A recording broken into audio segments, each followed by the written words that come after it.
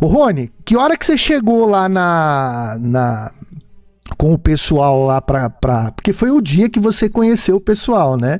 Foi através de Magé que você pôde conhecer, não sei se você já conhecia o Arthur, mas Riba e o Cristiano também, né? Queria que você falasse um pouco aí sobre essa área aí desmatada aí na frente da empresa. Então, o Riba, todo o pessoal, foi na primeira semana, né? Assim que houve as notícias ali, na segunda-feira, né? De madrugada, etc., o pessoal já partiu para lá. Eu não conhecia ninguém, não conhecia nem o Cristiano, nem o Riba, nem o Júlio, nem o Arthur. Eu fiquei só acompanhando de longe. E aí, o que aconteceu? Na segunda semana, né? A primeira semana depois do incidente, né? Na próxima segunda, ou seja, eu estava de férias. Né? E aí, como eu estava de férias, eu falei, bem, por que não ir lá, né? E tentar ajudar com alguma coisa? E aí eu fui para Magé, peguei um carro, fiquei lá praticamente a semana inteira, todos os dias eu ia para Magé na semana, de segunda a domingo. E consegui várias testemunhas novas. E eu ia passando, e aí eu entrei em contato com o Riba. Na verdade, eu entrei em contato com o Arthur e com o Riba, se eu não me engano. Mas o Riba me respondeu primeiro. Né? E aí eu ia passando as informações pro Riba, ó, encontrei isso, encontrei aquilo, falei com a testemunha tal, ela me falou isso aqui.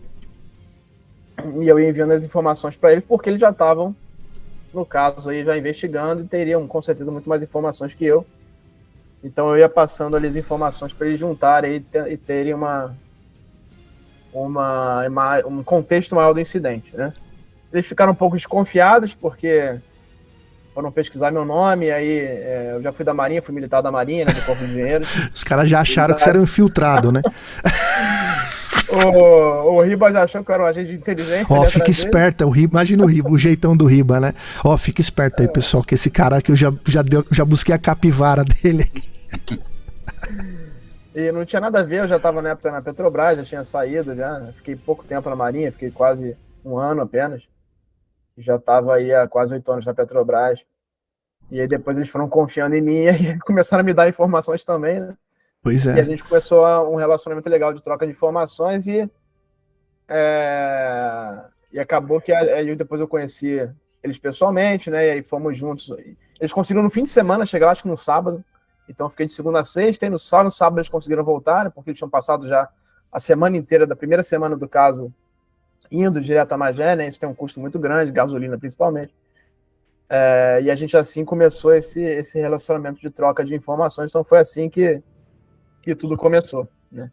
E é curioso porque nessa época eu não queria aparecer de jeito nenhum, eu só queria colher as informações e dar para eles divulgarem, e ficava aí o Arthur, o Riba, o Júlio. Mas por que isso, Rony? O Cristiano não conhecia, infelizmente, na época, porque nesse final de semana específico, ele não estava lá, ele estava lá na primeira semana, não é isso, Cristiano? Na segunda semana você não pôde ir. Então eu só conheci na época o Cristiano, o Júlio, o Riba e o Arthur. Eu não queria aparecer de jeito nenhum. Aí o Arthur ficava me perturbando. Não, Rony, você tem que aparecer, você tem credibilidade, vai lá, bota no seu canal. Não tinha nem canal nessa época, eu tinha uma conta no YouTube, pode-se dizer assim. E você tem que divulgar, e um pouco receoso, dava mais informações do que divulgar, enfim.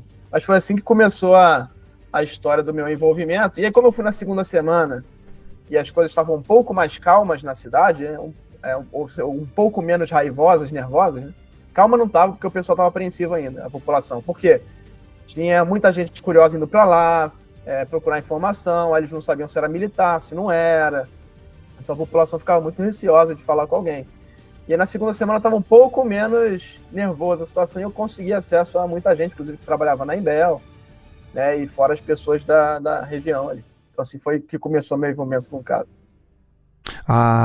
Até dar um toque para vocês, pessoal, a ideia do programa era para juntar, né, pessoas do pró e do contra, mas vamos tentar manter aí no chat, por gentileza, não vamos usar palavras, não vamos xingar o coleguinha, tá? No português, claro, vocês podem manifestar suas opiniões aí, mas vamos tentar manter um clima amigável.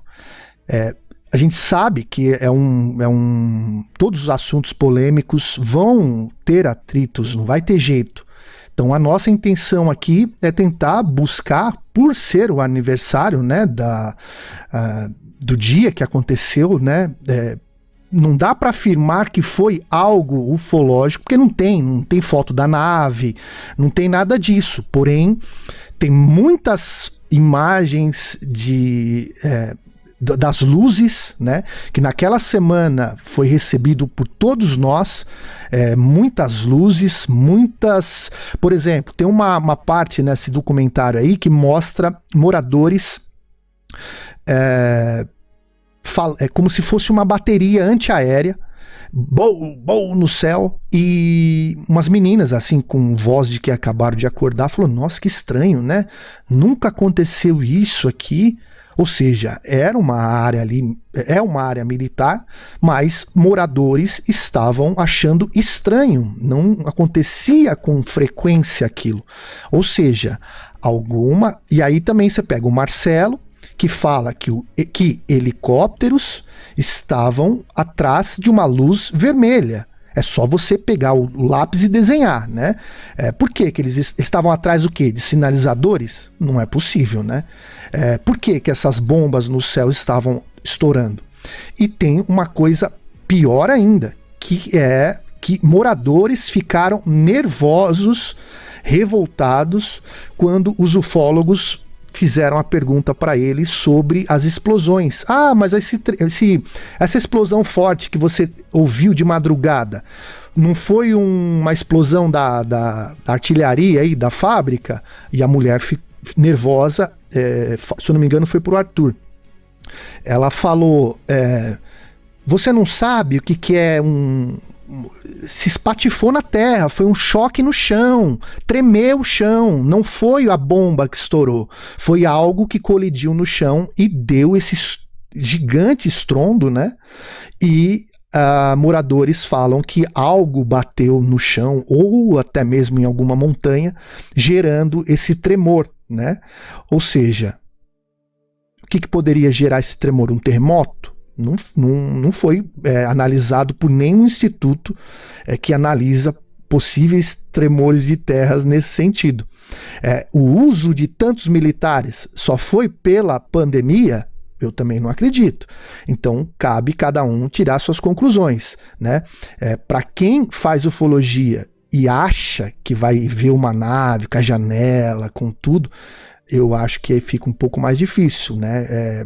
Talvez num futuro aí nem tão próximo, mas eu acredito que coisas desse tipo aí só somam, né, com os relatos que moradores fizeram, né, e coisas que eles sentiram e viram.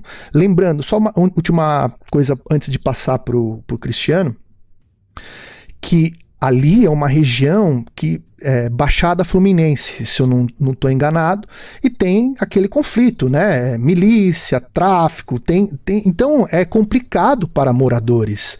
Então quando o morador ele fala, não quero mais falar desse assunto, esse assunto não existiu.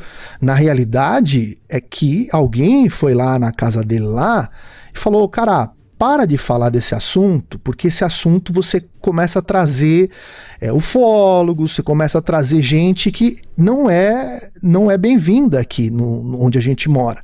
Então, aí começa o lance do acobertamento, não só o acobertamento do caso em si, né, mas das pessoas continuarem falando desse caso para pesquisadores e atrapalhar o negócio aí que eu mencionei agora há pouco aí, entendeu? Então, por isso que muitas pessoas não seguiram nas pesquisas por causa dos moradores estarem sendo gentilmente convidados a pararem de falar, tá bom? Fala aí, Cristiano. Então, esse envolvimento começou já, aliás, as evidências, né, da questão ufológica já começou antes do grande acontecimento, propriamente dito.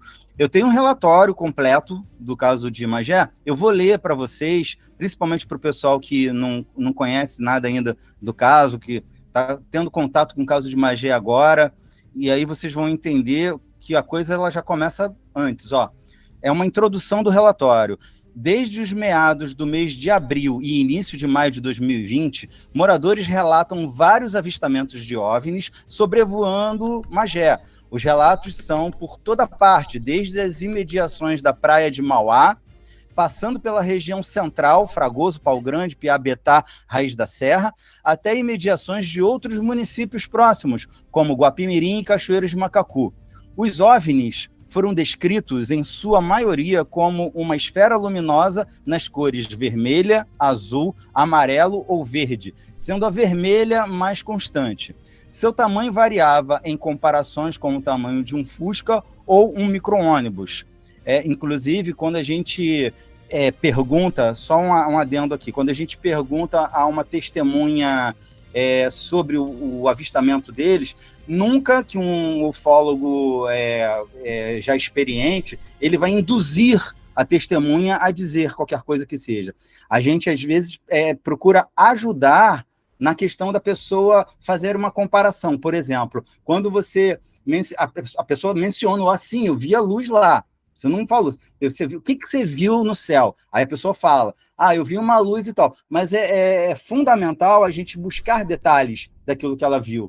Então a gente oferece algumas comparativas. O que você viu ali era de que cor? Aí a pessoa fala, era vermelho? Beleza. E qual o tamanho que você imagina? Aí a pessoa fica assim na dúvida e a gente pode oferecer para a pessoa. Isso não é indução. Você oferece a possibilidade da pessoa ter uma comparativa. O que você viu ali, que você já mencionou, né? Não foi induzida, ela já mencionou.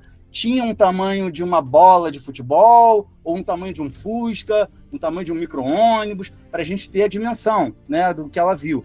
E aí ela vai, beleza, tinha o tamanho de um Fusca. Então, quer dizer, isso daí é para as pessoas entenderem que não há uma indução, há sim uma ajuda, né, para a pessoa poder comparar, fazer as comparativas. Então, vamos lá. Seu tamanho variava em comparação ao tamanho de um Fusca, micro-ônibus, os movimentos eram velozes ou lentos, permanência estática ou movimentos em zigue-zague contínuo, como com curvas fechadas de 90 graus, sem movimento freático ou desaceleração. Na noite de 11 de maio, havia muita movimentação no céu. Pessoas relataram OVNIs e também a presença de helicópteros pretos que fazia muito barulho, já no dia 11, né? Ou seja, na noite anterior, na noite em que, na madrugada da passagem do dia 11 para o dia 12, que teve o grande acontecimento. Até que por volta de 1h30 da madrugada, do dia 11, segunda-feira, para o dia 12, terça-feira, deste mês de maio de 2020, aconteceu um grande estrondo, com uma explosão de grande magnitude, chamando a atenção de vários moradores que saíram às ruas para ver o que estava acontecendo. Na minha segunda incursão lá em Magé, que não foi exatamente no mesmo dia que o Riba voltou lá com os demais amigos. Foi depois, um pouco depois, a minha incursão. E eu fui conversar com uma testemunha fantástica, eu considero a principal testemunha, né, porque ela viu bem de perto essa perseguição que o Marcelo havia mencionado no primeiro dia em que estivemos lá, juntamente com o Riba. E o Marcelo, o que o Marcelo menciona no relato dele? Que ele viu o OVNI vermelho passando, fez uns movimentos e passou para uma determinada região, e passaram primeiro 2 helicópteros na mesma direção desse OVNI, o que já sugere uma perseguição, depois mais 2, um total de 4.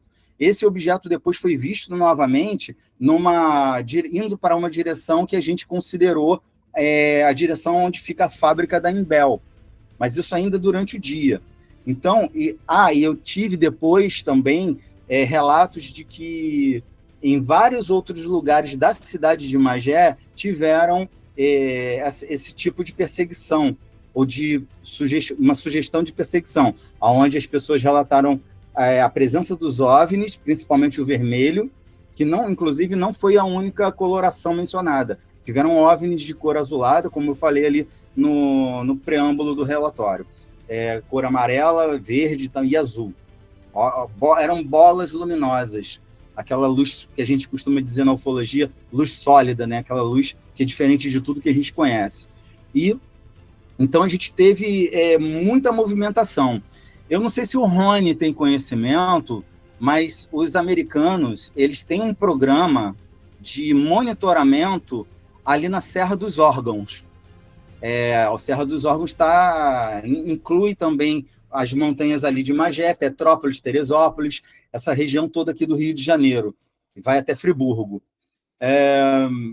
Inclusive o Itatiaia também, ali Penedo, aquela região toda ali, onde também é riquíssimo de avistamentos. Então, há um monitoramento constante, tá? Constante, já há anos, do espaço aéreo desse exato local aqui no Rio de Janeiro. Os americanos fazem esse monitoramento. E parece que eles já sabiam dessa movimentação, vamos dizer assim, muito intensa dos objetos voadores não identificados, porque já é normal ao ponto deles manterem um monitoramento. Nessa ocasião, de meado de abril a início de maio de 2020, estava algo fora do que eles consideram normal para monitoramento. Então, muito provável, aí eu já não tenho como evidenciar, mas muito provavelmente já tinha americanos aqui nessa época. Tanto que, na ocasião do incidente, eles estavam presentes aqui. E, inclusive, o que corrobora essa afirmação que eu estou fazendo é as bombas de pulso magnético. Porque aquilo que nós presenciamos quando estivemos lá no primeiro dia do acontecimento, no primeiro dia da nossa incursão lá, que foi no dia seguinte ao acontecimento, nós presenciamos as bombas com pulso. Por que com pulso magnético? Porque as bombas com pulso magnético são usadas para desfragmentação de coisas muito grandes e coisas muito resistentes. E essas bombas de pulso magnético, que não tem no Brasil, só quem tem essas bombas com essas características são os americanos, elas causam exatamente o que nós presenciamos lá na cidade. Explosões de transformadores, mexeu na rede de internet da cidade, acabou com a luz da cidade. A cidade ficou às escuras, não porque ainda era de tarde, quando estávamos lá. Mas teve essa interrupção do fornecimento de energia elétrica e toda a cidade polvorosa, pessoal desesperado. Ou seja, uma coisa muito atípica, muito fora do comum estava acontecendo. Pessoas estavam na rua, na loja com os olhos arregalados. Eu entrevistei várias pessoas lá no momento em que a gente estava escutando aquelas explosões. Estávamos lá, explodiu, como o Riba falou no começo, um transformador do nosso lado, no carro que a gente estava, o transformador explodiu, e depois, quando eu entrevistei o Valdinei, dias depois, ele inclusive no dia que eu estava lá entrevistando ele, estavam trocando um transformador no poste em frente à casa dele, e ele falou: Cristiano, não foi só esse que explodiu do seu lado, explodiu esse aqui que o pessoal está trocando hoje, explodiram vários transformadores.